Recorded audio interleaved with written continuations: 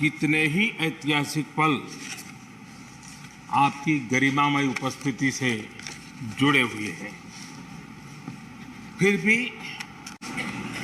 अनेक बार आप कहते रहे हैं, I have retired from politics but not tired from public life. और इसलिए इस सदन को नेतृत्व देने की आपकी जिम्मेदारी भले ही पूरी हो रही हो, लेकिन आपके अनुभवों का लाभ भविष्य में सुदीर्घ काल तक देश को मिलता रहेगा। हम जैसे अनेक सार्वजनिक जीवन के कार्यकर्ताओं को भी मिलता रहेगा। आदरणीय सभापति महोदय,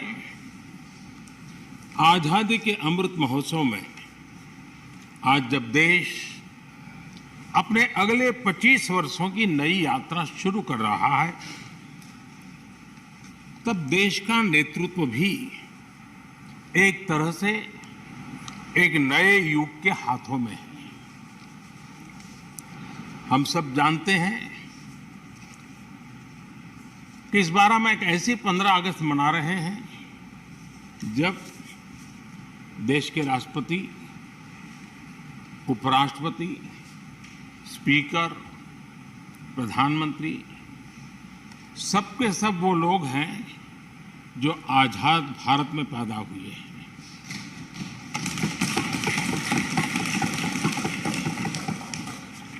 और सबके सब बहुत ही साधारण पृष्ठभूमि से आते हैं। मैं समझता हूं उसका अपना एक सांकेतिक महत्व है, साथ में देश के नए युग का एक प्रतीक भी है।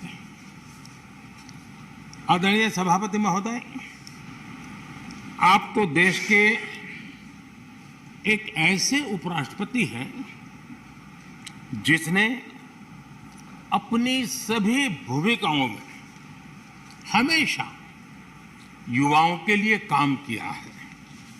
आपने सदन में भी हमेशा युवा सांसदों को आगे बढ़ाया, उन्हें प्रोत्साहन दिया। आप लगातार युवाओं के संवाद के लिए यूनिवर्सिटीज और इंस्टीट्यूशंस लगातार जाते रहे हैं। नई पीढ़ी के साथ आपका एक निरंतर कनेक्ट बना हुआ है और युवाओं को आपका मार्गदर्शन भी मिला है और युवा भी आपको मिलने के लिए हमेशा उत्सुक रहे हैं। इन सभी संस्थानों में आपकी लोकप्रियता भी बहुत रही है। मुझे बताया गया कि वाइस प्रेसिडेंट के रूप में आपने सदन के बाहर जो भाषण दिए, उनमें करीब 25% युवाओं के बीच में रहे हैं। ये भी अपने आप में एक बहुत बड़ी बात है। आदरणीय सभापति महोदय, व्यक्तिगत रूप से मेरा यह सौभाग्य रहा है कि मैंने बड़े निकट से आपको अलग अलग भूमिकाओं में देखा है। बहुत सारी आपकी भूमिका ऐसी भी रही जिसमें आपके साथ कंधे से कंधा मिलाकर कार्य करने का भी मुझे सौभाग्य मिला है। पार्टी कार्यकर्ता के रूप में आपकी वैचारिक प्रतिबद्धता रही हो, एक विधायक के रूप में आपका कामकाज हो, सांसद के रूप में सदन में आपकी सक्रियता हो, भारतीय जनता पार्टी के अध्यक्ष के रूप में आपका सांगठनिक कौशल्य और लीडरशिप की बात हो, कैबिनेट मंत्री के रूप में आपकी मेहनत, नवाचार का आपका प्रयास और उससे प्राप्त सफलताएं देश के लिए बहुत उपकारक रही है, या फिर उपराष्ट्रपति और सदन में के सभापति के रूप में आपकी गरिमा और आपकी निष्ठा। मैंने आपको अलग अलग जिम्मेदारियों में बड़े लगन से काम करते हुए देखा है। आपने कभी भी किसी भी काम को बोझ नहीं माना।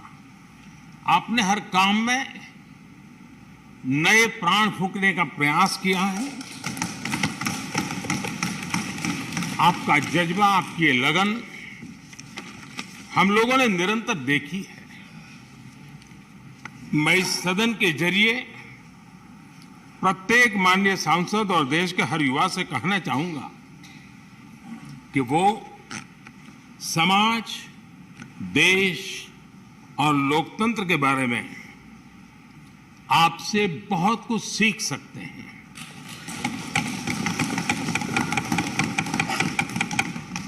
Listening, learning, leading, connecting, communicating, changing और रिफ्लेक्टिंग, रिकनेक्टिंग जैसी किताबें आपके बारे में बहुत कुछ बताती हैं। आपके ये अनुभव हमारे युवाओं को गाइड करेंगे और लोकतंत्र को मजबूत करेंगे। आदरणीय राष्ट्रपति महोदय, आपकी किताबों का जिक्र मैंने इसलिए किया क्योंकि उनके टाइटल में आपकी वो शब्द प्रतिभा झलकती है जिसके लिए आप जाने जाते हैं। आपके वन लाइनर्स, बीट लाइनर्स होते हैं और विन लाइनर्स भी होते हैं।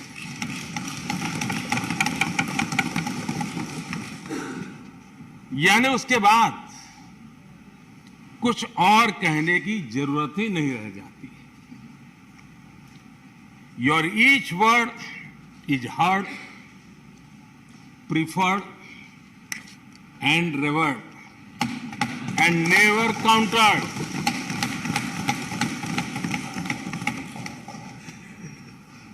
कैसे कोई अपनी भाषा की ताकत के रूप में और सहजता से इस सामर्थ्य के लिए जाना जाए और उस कौशल से स्थितियों को दिशा मोड़ने का सामर्थ्य रखे।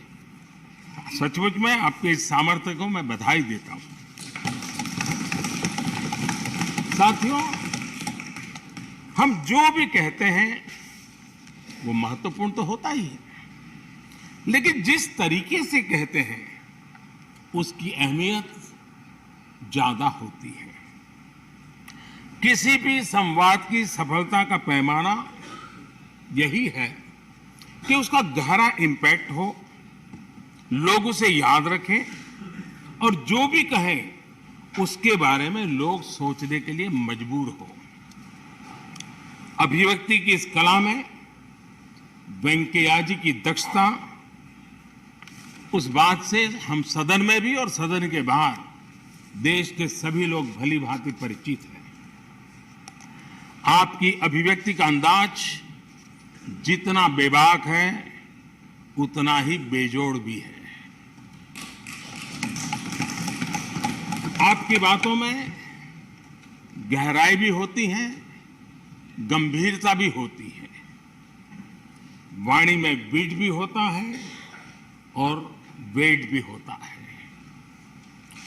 वार्मथ भी होता है और विजडम भी होता है। संवाद का आपका तरीका ऐसे ही किसी बात के मर्म को छू जाता है और सुनने में मधुर भी लगता है।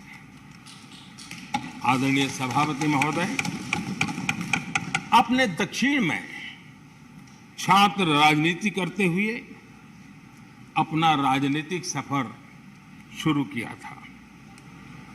तब लोग कहते थे कि जिस विचारधारा से आप जुड़े थे उसका और उस पार्टी का निकट भविष्य में तो दक्षिण में कोई सामर्थ्य नजर नहीं आता है, लेकिन आप एक सामान्य विद्यार्थी कार्यकर्ता से यात्रा शुरू करके और दक्षिण भारत से आते हुए उस पार्टी के राष्ट्रीय अध्यक्ष के शीर्ष पद तक पहुंचे। ये आपकी एक अविरत विचार निष्ठा, कर्तव्य निष्ठा और कर्म के प्रति समर्पण भाव का प्रतीक है। अगर हमारे पास देश के लिए भावनाएं हो, बात कहने की कला हो, भाषाई विविधता में आस्था हो, तो भाषा क्षेत्र हमारे लिए कभी भी दीवार नहीं बनती है। ये आपने सिद्ध किया है। आदरणीय सभापति महोदय, आपकी कही एक बात बहुत लोगों को याद होगी, मुझे तो विशेष रूप से याद है। मैंने हमेशा सुना है आप मातृभाषा को लेकर के बहुत ही टची रहे हैं, बड़े आग्रही रहे हैं, लेकिन उस बात को कहने का आपका अंदाज भी बड़ा खूबसूरत है। जब आप कहते हैं कि मातृभाषा आंखों की रोशनी की तरह होती है, मातृभाषा आंखों की रोशनी की तरह होती है, और आप आगे कहते हैं और दूसरी भाषा चश्मे की तरह होती है। ऐसी भावना हृदय की गहराई से ही बाहर आती है। वेंकैया जी की मौजूदगी में सदन की कार्रवाई के दौरान हर भारतीय भाषा को विशिष्ट अहमियत दी गई है। आपने सदन में सभी भारतीय भाषाओं को आगे बढ़ाने के लिए काम किया। सदन में हमारी सभी 22 शेड्यूल लैंग्वेज में कोई भी माननीय सदस्य बोल सकता है, उसका इंतजाम आपने किया। आपकी ये प्रतिभा, आपकी निष्ठा आगे भी सदन के लिए एक गाइड के रूप में हमेशा हमेशा काम करेगी। कैसे संसदीय और शिष्ट तरीके से भाषा की मर्यादा में कोई भी अपनी बात प्रभावी ढंग से कह सकता है, इसके लिए आप प्रेरणापुंज बने रहेंगे।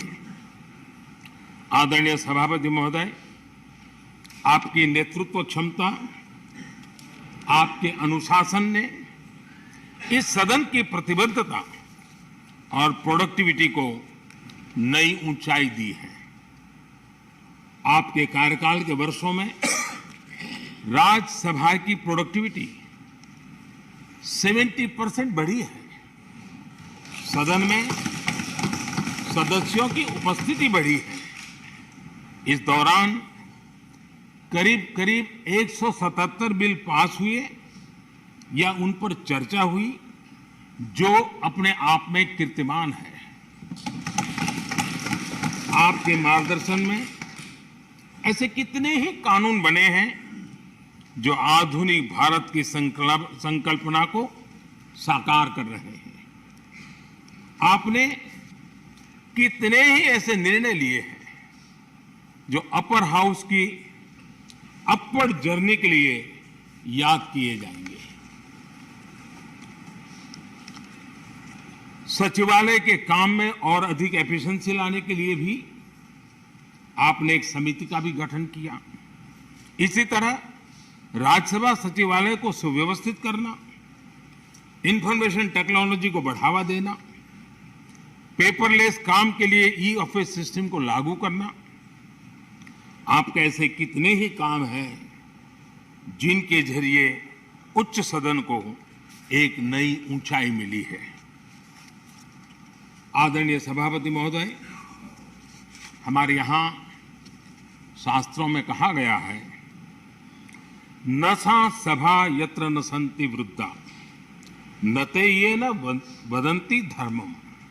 अर्थात जिस सभा में अनुभवी लोग होते हैं वही सभा होती है, और अनुभव लोग वही है जो धर्म यानी कर्तव्य की सीख दें।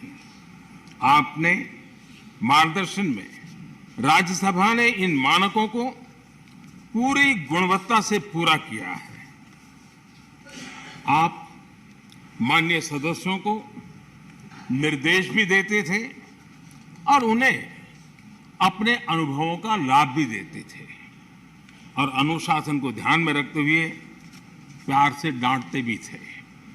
मुझे विश्वास है कि किसी भी सदस्य ने आपके किसी भी शब्द को कभी अन्यथा नहीं लिया।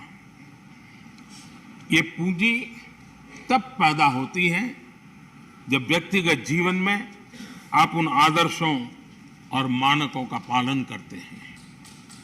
आपने हमेशा इस बात पर बल दिया कि संसद में व्यवधान एक सीमा के बाद सदन की अवमानना के बराबर होता है। मैं आपके इन मानकों में लोकतंत्र की परिपक्वता को देखता हूं। पहले समझा जाता था कि अगर सदन में चर्चा के दौरान शोरगुल होने लगे तो कार्यवाही को स्थगित कर दिया जाता है, लेकिन आपने संवाद, संपर्क और समन्वय के जरिए न सिर्फ सदन को संचालित किया बल्कि उसे प्रोडक्टिव भी बनाया। सदन की कार्यवाही के दौरान जब सदस्यों के बीच कभी टकराव की परिस्थिति पैदा होती थी तो आपसे बार बार सुनने को मिलता था, let the government propose, let the opposition oppose and let the house dispose. इस सदन को दूसरे सदन से आए विधेयकों पर निश्चित रूप से सहमति या असहमति का अधिकार है। यह सदन उन्हें पास कर सकता है, रिजेक्ट कर सकता है या अमेंड कर सकता है, पर उन्हें रोकने की, बाधित करने की परिकल्पना हमारे लोकतंत्र में नहीं है। आदरणीय सभापति महोदय, हमारी तमाम सहमतियों और असहमतियों के बावजूद आज आपको विदाई देने के लिए सदन के सभी सदस्य एक साथ उपस्थित हैं। यही हमारे लोकतंत्र की खूबसूरती है। ये आपके लिए इस सदन के सम्मान का उदाहरण है।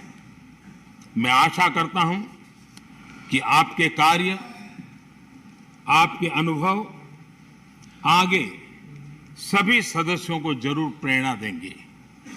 अपने विशिष्ट तरीके से आपने सदन चलाने के लिए ऐसे मानदंड स्थापित किए हैं जो आगे इस पद पर आसीन होने वालों को प्रेरित करते रहेंगे।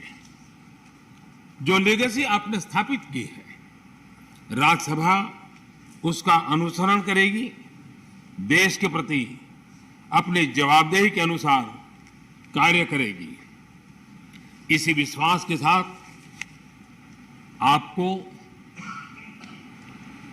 पूरे सदन की तरफ से, मेरी तरफ से अनेक अनेक शुभकामनाएं देता हूं, और आपने देश के लिए जो कुछ भी किया है, इस सदन के लिए जो कुछ भी किया है, इसके लिए सबकी तरफ से